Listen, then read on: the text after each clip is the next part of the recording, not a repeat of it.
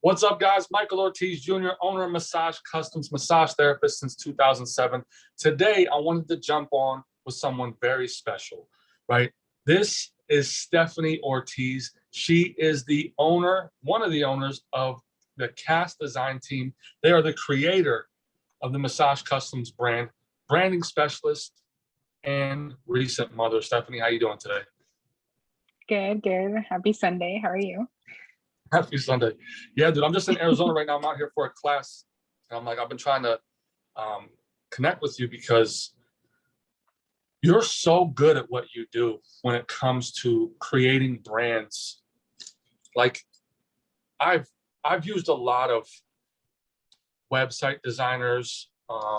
I've used a lot of people who try to create logos for me. I've used Fiverr, right? All these different things to create my brand. And I'm like, I got to find a way to get Stephani's name out there a little bit more because I think, and just have a conversation with you around branding because so many people think you just need some regular logo. And I think that's okay to start. But really, like, when it's time that you spend some money on your company, like, I don't recommend anybody else except for you. And yeah, so how did you get started in your business in Cast Design team? So funny story. I'm a graphic designer by trade. So I went to school for graphic design. And when I started working in the field, I would work for companies that would specialize in certain things. So I used to work for like a t-shirt company. So the end product would be t-shirts. I would work for a company where they did content, like educational content. So the end product was a video. And one of the things that I saw was that design was not something, or at least the design department was not something that they thought was that important. It was always that end product. And I would always say to myself, well, if I had more time, if they would give us more time, more resources, we could probably do something a lot better than them just focusing on the end product. So when we actually got let go of my last company, and that's where I met Olivia, who's the co-owner. I kind of looked at her. Fired? Yeah, I did. We got fired just because we would speak out so much.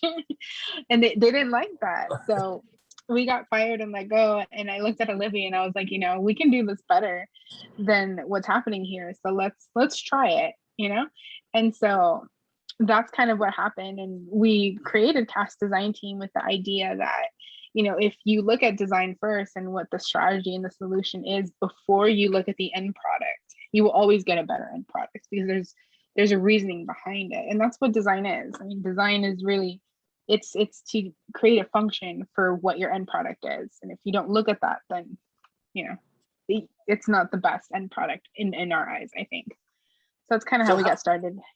That's awesome. Okay, I've seen some of your work. Obviously, you worked on mine. And, we talked about it in the beginning, and I told you I did not want something that is like a traditional massage, like frou-frou, like yin-yang, flowers in the hand, like it's just not my personality. How did you get so good at like customizing the brand to really the person and their personality and like bringing that to life? Because I could never. I mean, it's simple, right? This is a simple... But it's not because they don't know, right? They don't know that this M turns into a B for badass, right? So it's not that simple, like there's a lot of thought that went into this M, Yeah. And so how did you get so good at that? It's practice. So basically over doing a lot of branding and a lot of logos, it was pretty much Olivia who came up with a process for us to really come up with original branding and original designs. The first step is to talk to our clients, figure out what is it that they want to say, what is it that they want people to get from their brand. And you right off the bat were, what you said, you didn't want it to look like every other massage therapist. You didn't want it to be foo-foo. So to us, when you were talking, it was more about, turning this regular person into a badass because they feel better about themselves. So how can we incorporate that into something like a logo? So it was actually Olivia who was the brains behind your logo. And when she showed it to me, And she's like, I'm like, but it's an, like, I said the same thing. I'm like, okay, I just see an M, because she always does this. And I'm like, I just see an M. And she's like, but wait. And she turned it and she's like, but it becomes badass, because when they're upright, because originally the M is someone sitting down on the massage table and getting a massage. And then when they're upright and they're doing about their day, they become a badass. So that was the whole meaning behind it. And it just, I was like, oh my God, that's a really good idea. So I like that. yeah. You already know I So like that. yeah, so it's already this process that we've kind of created to create these brands. And again, the core of it is really understanding what the owner wants and what is their inner genius, as we call it, what makes them special, and how can we portray that in visuals. So you guys actually have a process for this. Yeah, it's gone down to a process to where we go through it, and at the end it makes sense, the concepts that we come up with, because it's like, we listen to you, we understand what you're saying, and this is the best way to present what you're telling us. And a lot of times, well, most of the times, brands are like, yeah, this is exactly what we want to say, and it's exactly what we want to portray. But yeah, it is a process now. That's one of the keys right there. I think you just said it, is that you actually listen. Yeah.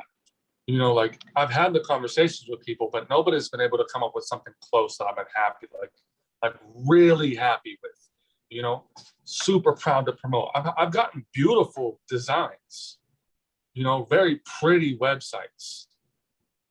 But is it functional? Pretty. Yeah. I'm not pretty. You know, like, you are, Michael. You are. It's just not your brand. Thank you so much. You're just saying that because we got the same last name.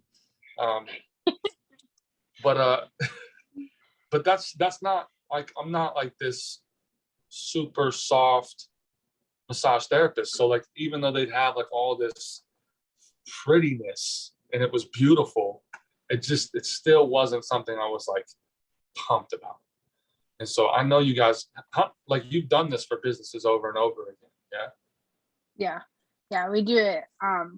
We just do it over and over for them. And you're right, the key is to listen to them and listen to what they're saying and ask meaningful questions back. So we've gotten the process down to where we get an assessment, you get an assessment, the business owners write it out, and you know, they answer a couple of pre-questions, and then we get on the phone with them and we do what we call a focus session now.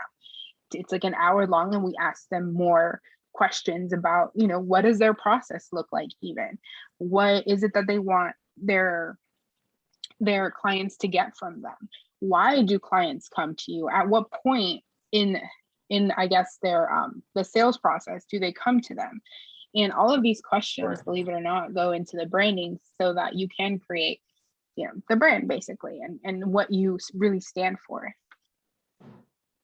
So I think that's a good segue into, a lot of people don't really know what it goes into creating a brand or a website, because I think they're really used to somebody just, again, creating something that looks cool, doesn't necessarily speak about what they do or tie into, but it looks cool, and it can be done really cheap and over again, like people on Fiverr, right?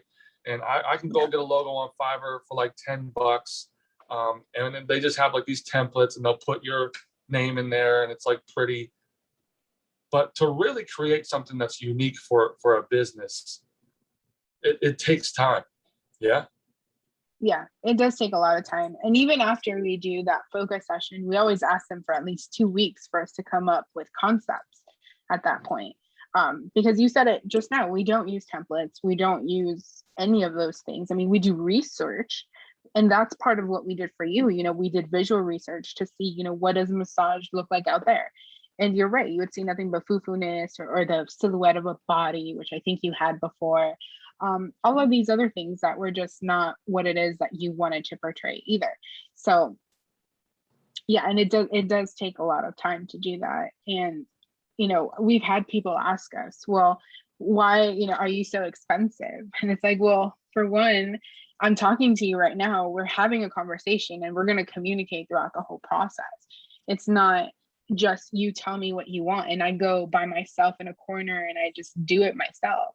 Like, this is a collaboration between both of us to create a product, not just, you know, you tell me what to do. So it's more of, it's not so much of like someone that just does it, that like ask you, what is it that you want? And then we do it. No, we kind of advise you, like, this is what you should do based on what you're telling us. Yeah, I mean, you guys have came up with a lot of, or helped come up with a lot of the things. Like because you would get massages from me and stuff, and we'd be having like brainstorming sessions, and Yeah. and you know, like you even helped me come up with the Do Life Like a Badass concept. We'll take you from good to badass in 60 minutes. You know, like this type of stuff. Like it's not just like you guys contribute so much more than just designing a logo.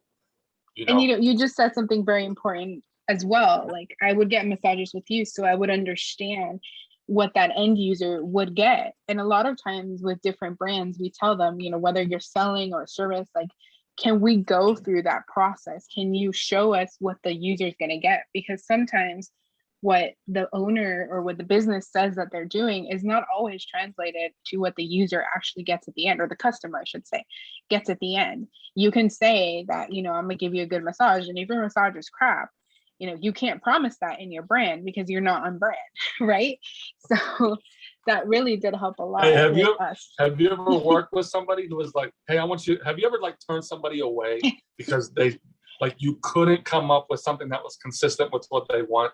Like a massage therapist who wanted to say they give a great massage and you got one and it was trash, for example. We have turned some away because they don't know what they stand for, or they don't know what makes them different. Like, if you're just giving a massage to get money, at that point, I can't create a brand around, I just want to make money, right? So we have actually run into businesses like that, which is totally fine. I mean, at the end of the day, you make a business to have money, but you can't really brand a company without values and without something that makes them different. So yeah, we have. That's hilarious. Yeah. That is hilarious. What do people like? What do you wish people understood about what you do? There's a lot of great businesses out there, and they all, when you start a business owners always start it with a passion, and they always have a reason to start it. I mean, again, you do have those that just start it for the money, which is totally fine. But if you can communicate what it is that's different about you in 5 seconds, and you do it the best with visuals, then your ideal clients would come to you, instead of you trying to find them and keep explaining to them over and over the same thing. Yeah. So I really wish people would understand the value of branding and how essential it is to growth. And messaging basically as well, so that right. you can simplify your messaging. So yeah, the messaging can be pretty difficult to get together sometimes. So yeah, I mean, because a business owner is always in it. You're an expert in what it is that you do, like I said, and that's the communication issue as well. You either use terminology or what it is that you're talking about, but how can you best communicate that to a customer who doesn't know anything about what it is that you do? So how can you explain to them that yes, you need this, without like using jargon or being too complicated? It has to be simple and to the point. That's true. I think I actually had to do so much selling myself on what I do at one point, because I was going through this phase of like, I was working on a couple clients that I just couldn't, it didn't seem like I was getting them results. And I'm only limited by my knowledge at the time, I think, and I realized that there's always so much more to learn. But that's why I'm at this class right now. About to take this week-long hands-on class. But I had to do so much selling on myself that, like, through that, I think I found even more passion in what I do, because I had to go through why am I doing this? Why am I doing this? Like this, because only a couple people were like ruining it for me, but still, I was like so upset that I couldn't help these people with their pain that I had to come up with other reasons to keep doing what I do. Yeah. Which is an interesting process. And Anyways, that's also something that I always say too. Like branding is not, like you said, you don't always have to get branding from the get-go. Like when you start a business, it's not the most important thing. And I understand you can go to Fiverr and just get started, because eventually in a couple of years, and like we usually say 3 years, our ideal client is a business that has been in existence for 3 years at least. Because after the 3 year mark, you know who you are, you know what makes you different, and you've been through it already. So you've been working on your business for a while. yeah, So yeah, it does take time, and it's taken us time too to figure out that, even what I just said, like it's who our ideal client is. it's hard for the, I've heard it before, like the people who do the branding, it's hard for them to come up with their own branding. Like sometimes even you guys have to hire out to get help, Yeah. an outside perspective Yeah. of that. Right? Yeah, it's hard. Because it's hard for any business to work on themselves. You're an expert in what it is that you do. You always try to tell people, the story that takes 10 minutes because you're so passionate about it. But not everyone has 10 minutes. Yeah, for sure. Sometimes I try to get people like purposely to come in and audit what we're doing. Like, hey, give me feedback on your experience, how you felt when you first walked in, things like that, so that we can continue to improve. Anyways, one of the questions I wanted to ask you was, what's one of the biggest struggles that you have when like talking to people who are coming to you new, who are about to hire you for your services? I think it's basically almost like explaining to them why it costs so much. I've gotten a lot better now, but it took me a while to get to this point of really explaining to them what branding is and what the value is. So now what we do is we just kind of go over an example of what the process looks like and what they're going to get, so that they understand what makes us different. And then once they see that, they really understand, like, okay, you're actually going to listen to me and you're going to create something that's original for me, not a template. And that took us a really long time to get to that, because we thought that showing our process was giving away the secret sauce, But I don't remember who it was that told me. Maybe it was you that said, Steph, not everyone can do that. Even if you show them what it is that you do, they're not going to be able to recreate it. No matter, they're not designers. So that for a long time was the hardest thing that we had, which again is a communication issue. How do you communicate all that? Well, what I usually tell people is that even if you give the information away for free, they're just not going to do it. Not even that they can't, they're just not going to. Like, right. Yeah, it was you then. I remember it was you. Like that's why, like, I don't mind giving away, and that's one of the best marketing tips I give to people is give away the information. Teach people how to fix the problem themselves. Sure, a couple of people will, but most people won't. Yeah. Most people don't. They are busy doing other things. I'm busy doing massages all day. I don't even want to learn how to do my own website. So you could try to sell me a $500 do-it-yourself thing. I'm gonna be honest with you, I'm not gonna do that. Yeah. Like, yeah, it's cheaper, but that's the best thing. Exactly, and that's the best marketing tip, honestly, that I've gotten too. It's show them everything, and no matter what they come to us for, whether it's branding, social media, everything, we show them everything. Like, this is what we would do for you. This is what we do, and if they can do it, then awesome. But like you said, it's hard for them to do it. It's not easy. It's time consuming. Yeah. Really, like the learning curve, just to put a picture inside of a website is a huge pain in the ass. For me. Trust me, for me, sometimes it is too. Like websites, they're hard. I mean, you hit one button wrong and they just stop working. I mean, yeah, I think that's something I want people to understand from this conversation, is that there is a ton of work that goes into design, creating websites, creating logos and things like that, because you have so many people who are doing it for cheap, who, let's be honest, they're not that good. Again, they're not bad at creating nice things. Yeah. But, and that's okay, I think, to start with those people. But eventually I think you want to get something that's really going to speak to you, to your style, your personality, that you're going to be proud of, that's going to actually convey what you do, if possible. Because I don't know that Apple, like an apple with a bite out of it, I mean, you tell me if I'm wrong, conveys computers. Well, do you know the story behind the Apple No, logo? I would love to know. So the Apple logo, I don't know the whole story, but I know that the reason that there's a byte is for like a computer byte, like a bit. Okay. That's what it means.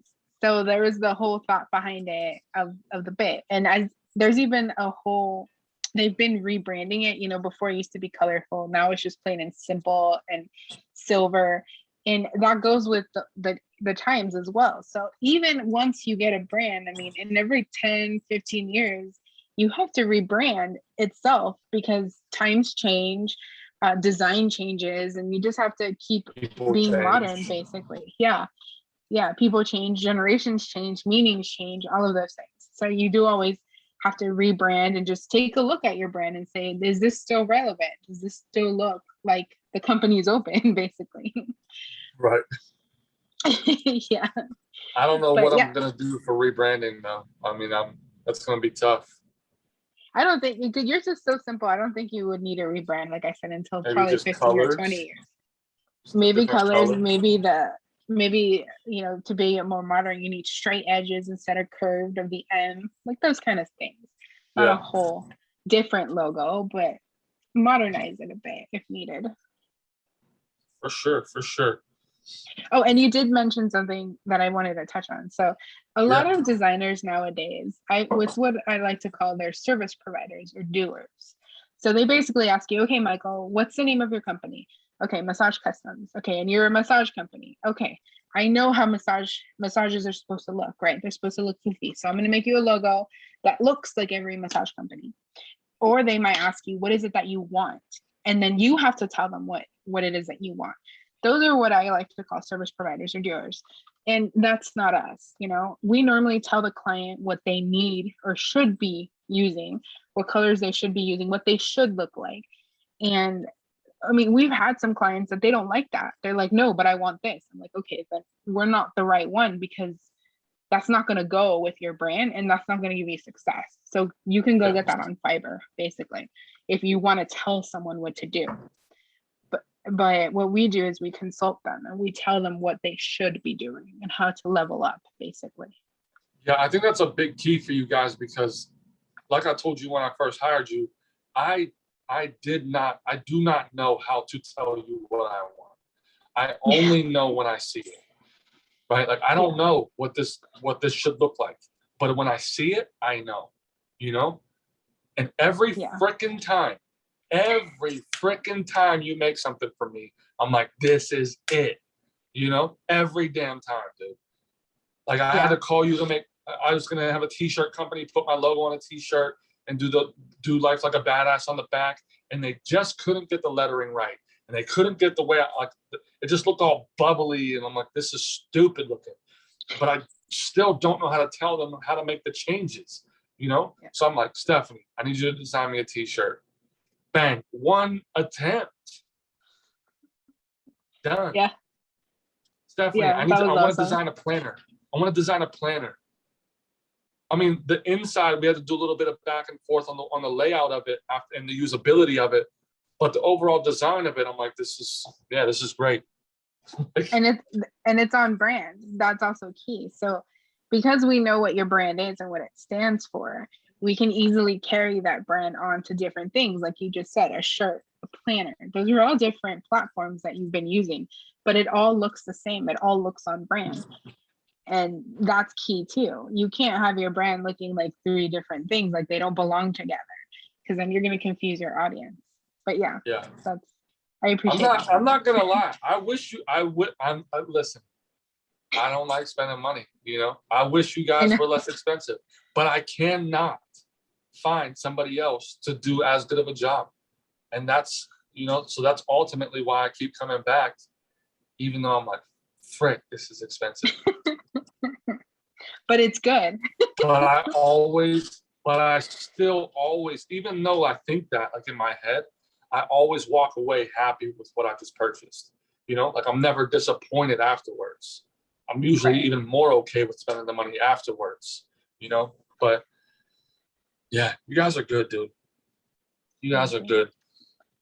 So what's Thank what's you. the biggest challenge that you guys are having in your business right now? Post pandemic. Right now, I think that the biggest thing is with the baby. New And baby. having a, yeah, with the baby. He's 8 months now, so it's kind of just managing our time. Again, we're only two of us, so managing our time and seeing how we can basically have time for ourselves, have time for the business, have time for the baby. So right now it's more of juggling the time and seeing how we can either hire new people, but or at least to take on a couple of things or work with someone else. Um, and also we're trying to create some products as well.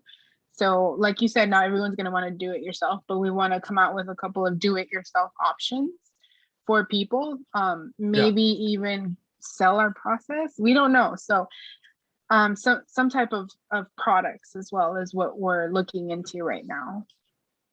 I think it's a good idea to create something that you could like a do-it-yourself option for people, because there Yeah, are people who will, you know, like yeah, um, they have a process that they could walk themselves through that you created for them to get close, you know, to right, or right, to have something that is sufficient for maybe a newer business that doesn't have the funds or can't justify spending the amount of money that they need to spend to get yeah, something super professional. I think that's a great idea. yeah. So I when think that's what we want to do. if you're thinking about hiring somebody, like what are you looking for? If you were to hire somebody, what would you be looking for in like a designer or something? Like Yeah, it would have to be. what do they need to have to join the cast design team? So obviously they'd have to have a really good personality. We'd have to be able to work with them. They would have to be almost like business oriented as well, like a do-it-yourselfer, like probably a freelancer who's already doing this and knows what it takes to run their own business. Um, and they would have to be good. They would have to be a really good designer as well. And understand the client, be able to talk to clients as well. You know, designers don't usually like to talk to clients, but be a really good communicator, I think is key. So what I forget what I was gonna say. Dang it, I lost it. What oh man. Um when you say like designers don't usually like to talk to clients, why do you think that is? I think a lot of designers are very shy and they're very inwards. Like they're not outies. They're like more of inward people. They like to just, you know, Introverted? introverted. They like to, you know, they like to be told what to do. Basically, like you tell me what it is that you want, and I'll make it.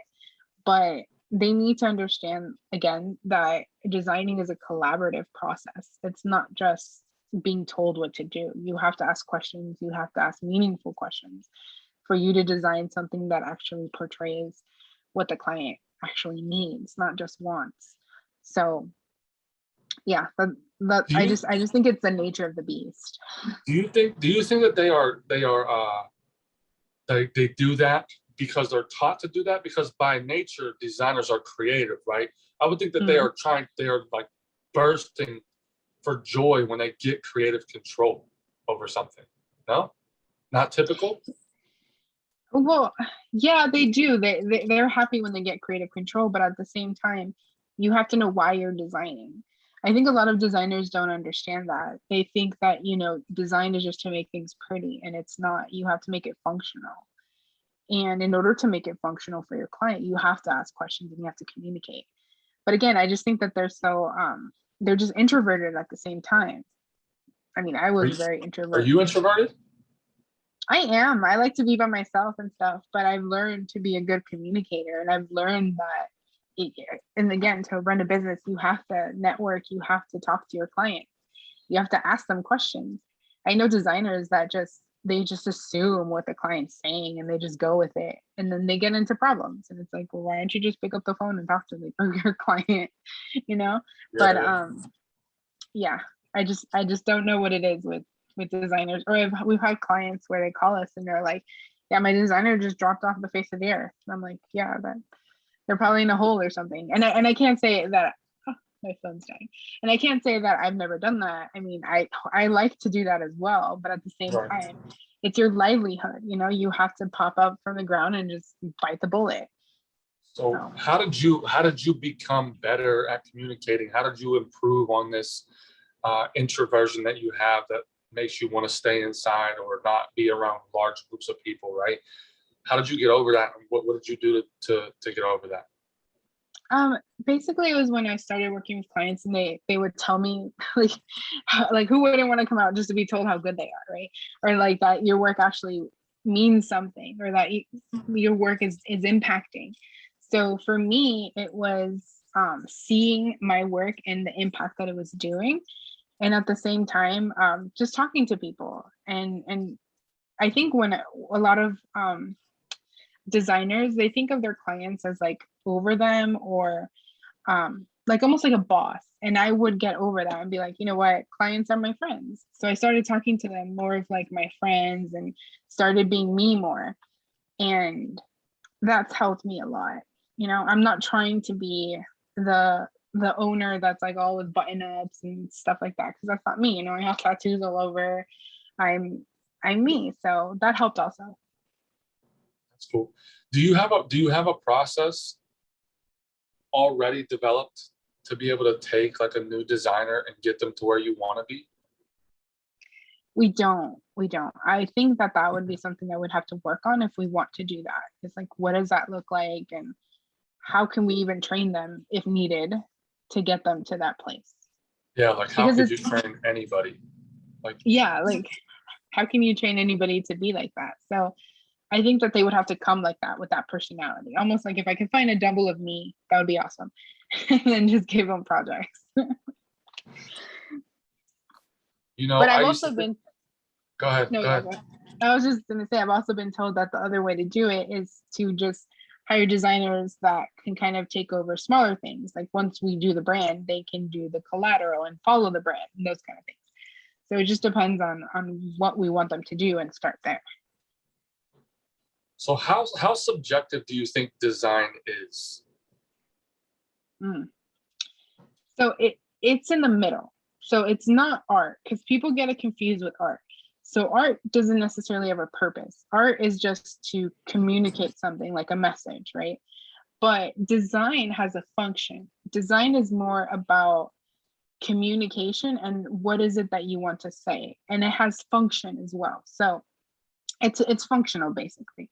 So for example, take a flyer, right? You're gonna promote a flyer for an ice cream shop. So you have to show there that they're having a special, for example. So that's the function. It's like, how can you create a piece of work and design something that shows that they have a special?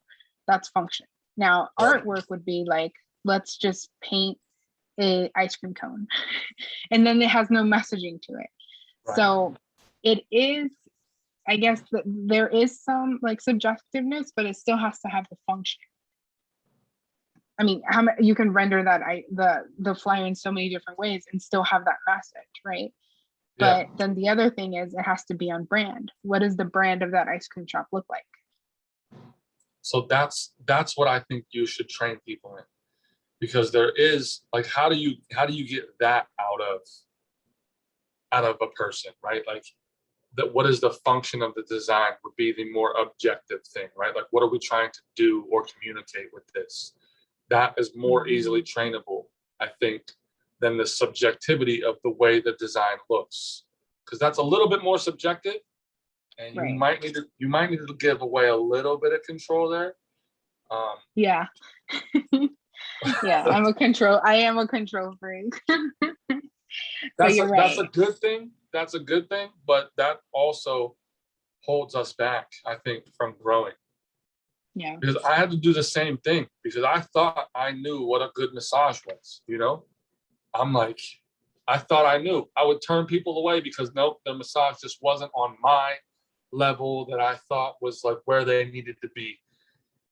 Until I found somebody who I thought that with, but then they started getting compliments from all kinds of people on their massage. That was the best massage I ever had. Holy crap. Like, because I was like sending people out to go do like work in hotels or in home visits because I was busy at my location. And then I started getting feedback and I'm like, all right, maybe I really don't know. Like Yeah.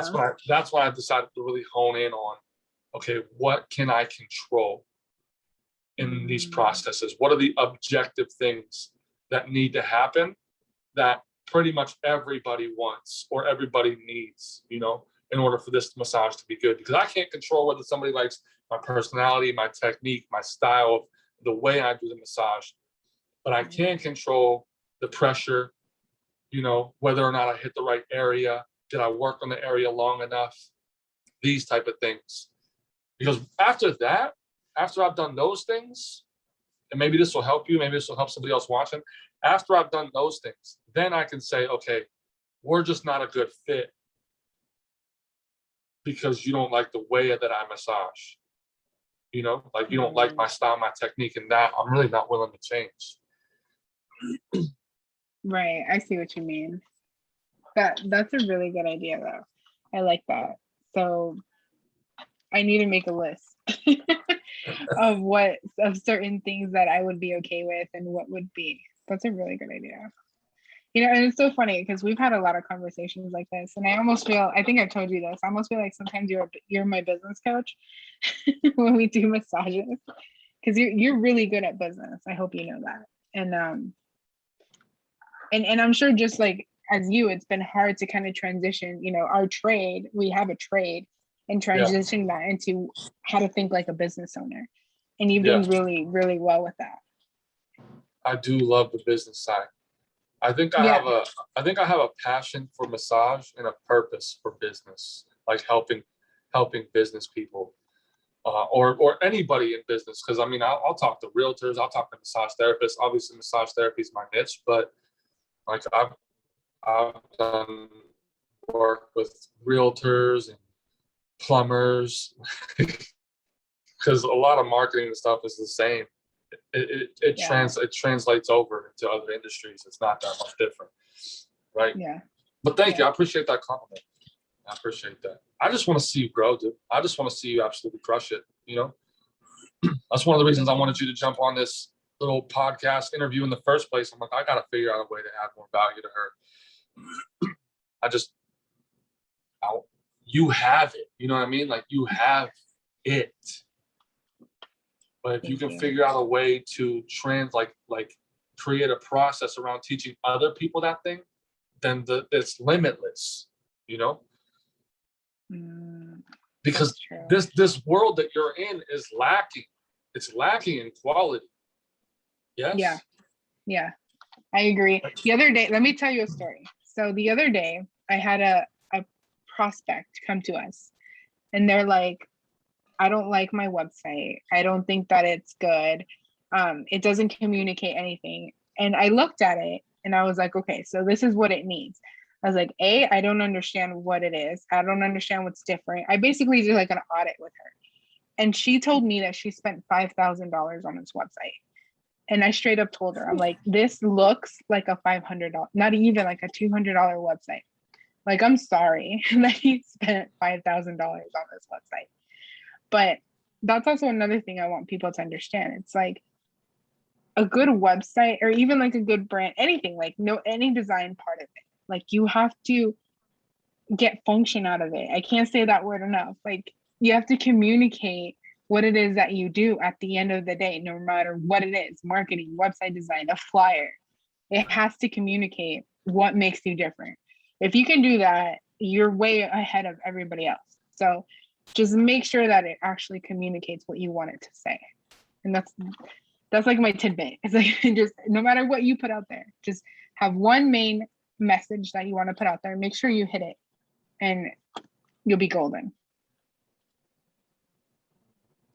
What are some, that brings up the thought for me, like, what are some red flags that people could look out for? Or how could they tell, like, whether they're dealing with somebody who's good and knows what they're doing and somebody who doesn't, or they're about to get ripped off? So the first thing is to always look at someone's portfolio, right? Look at the designer's portfolio. If you see that they have a certain, what I call style, all of their designs look the same, all of their websites look the same, that right away, that's a red flag, because that means that they're designing the same way for everybody. They're not designing specifically for you. They're not designing and creating a style for you. It's copy paste, copy paste. So that's number one. And that Another shouldn't be thing, expensive, correct? Like, if you are going to do that, you got to know that that's not top dollar. You're not, do right? not That's pay just some. top dollar for that. Yes. Yeah, no, do not pay top dollar for that. If they have the style that you want, obviously it makes sense. But if you just see everything's the same, that's a red flag right there, right? And you can get designers that have different styles that are not exactly high end either. So that's number one. Number two is ask them what their process looks like. What does the process look like? And within the process, there should be either an assessment is one, and also a conversation with you where they ask you questions. If they don't do that, if they don't at least have a conversation with you about what it is that you want, that's also a red flag. I'm trying to think what else. Yeah, I think the portfolio is the biggest thing, really. It's like, look at their portfolio, make sure that it doesn't all look copy and paste. And what are some of the biggest complaints that people have coming to you about other website designers or branding companies? they've been promised things that haven't been kept. So I've had clients come to me with half a website done because the designer doesn't know what they want, or they keep telling them what they want. The designer's not listening. The girl that I just gave the example about, she was saying that she was giving the website designers feedback, and out of a list of 10 things that she wanted changed, only 2 of them they would change. So those kind of things. When it comes to branding, they just say that, I haven't found anything like what you said. I haven't found anything that speaks to what it is that I want. When it comes to marketing, they say I haven't gotten an ROI from putting myself out there. When it comes to what else? Yeah, those are the main top reasons why they come to us. Or their designer just isn't answering the phone anymore. Or they want quality design. That's what they also say. Like, we want quality design. And I ask them, what does that mean? What does that mean to you? Yeah. And a lot of people can't really explain what it is. But once they kind of try to explain, then I understand what they're trying to say. But yeah, those are the main problems that they come to us for. Yeah, I think one of the complaints that I have, just for future reference, if anybody asks you this question again, is not being upfront about additional costs, right? Like, like I had a website designer design a website for me, and then a month later, like, he then sent me on my way, and then a month later, an update needed to happen, and all my content, all my pictures were gone. And so then he didn't tell me, okay, you're gonna need to do this. You're gonna need to have an update every month. I don't know how to do this, So let me get you on a monthly maintenance package or something like that. And then when I asked him, like, yo, my pictures are gone, he's like, it's gonna be another 200 to get it up and running again. And I'm like, what the frick, dude? Like, so even though, sure, he needs to get paid for his work, but now I'm pissed off as a customer because this is an unexpected cost, So like being like, and this isn't just your industry. This is a lot of industries. Another one that off subject, but another one that comes up is plumbing. Like, just be upfront with, okay, if this happens, it's going to cost this. If this happens, it's going to cost this. Here's the possibilities. What would you like to do? Yeah, that's very hard to find in a lot of industries, is transparency. Speaking on that, like website design, that's how a lot of other like website designers make their money. I've seen people where they charge, like us, we charge upfront. We charge, whatever it is, 1,500 if it's a one pager, 5,000 if it's a full website. And other designers or other places, you get a whole website for $250 a month. It's like, okay, that sounds good, to get a whole website for $250 a month. But at the same time, you're gonna have to be paying $250 a month for the rest of the life of your website. There's no ending there. And that's how they make their money. Us, it's like, okay, you're gonna pay once, but the website is yours. So you have to make sure that you get access to all the website. You have access to the hosting, you have access to the back end. You own those things, not the company that's building it for you, because that's how they make their money. And I'm not talking shit about it. It's just, I think that that's unethical. And I think that that's bad when they hold your website hostage in that way. If you pay for a website, it should be yours. So just make sure that you have access to all those things. No, I feel like if you're not going to own the site, it should be cheaper. Right, which is, $250 a month. yeah, but then you pay it for the rest of your life, $250 a month, or as far as you have the company, there's no end. And at the end of the day, that 250 website is going to cost you what, 30 grand? So you have to think about that too. What are some other things that you do for people in your business besides the like logo design and website building?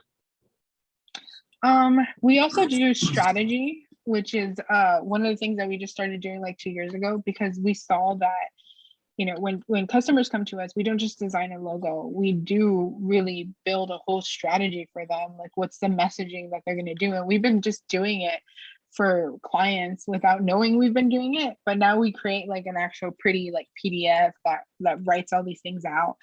And so we do the strategy, like the brand promise, the brand pillars.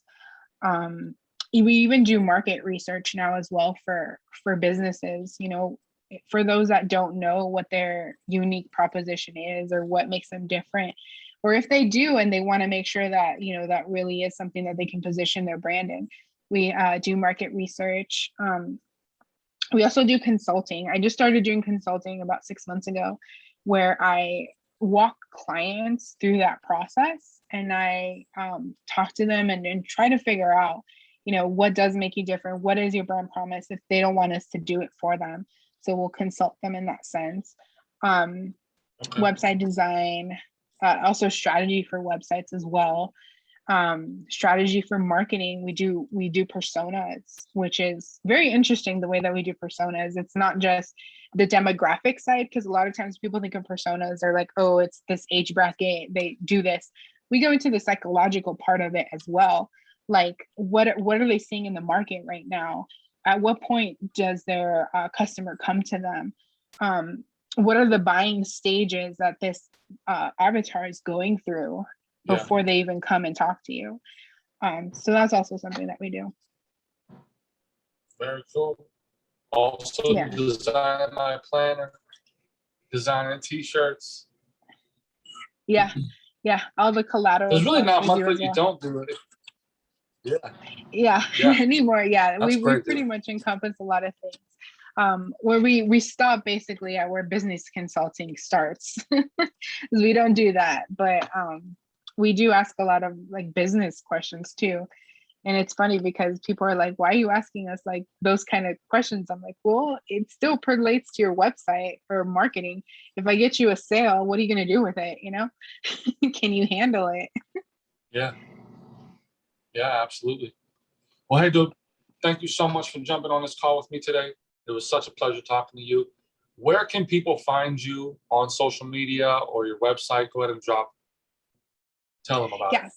So you guys can always find us at Cast Design Team, CAST, Cast like a shadow, Design Team. And we're on social media under Cast Design Team as well.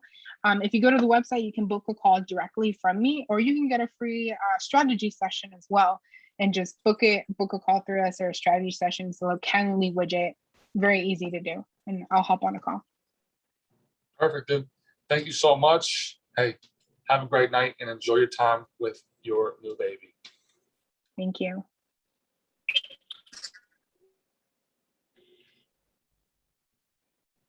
Hold on, Steph, don't leave. I know.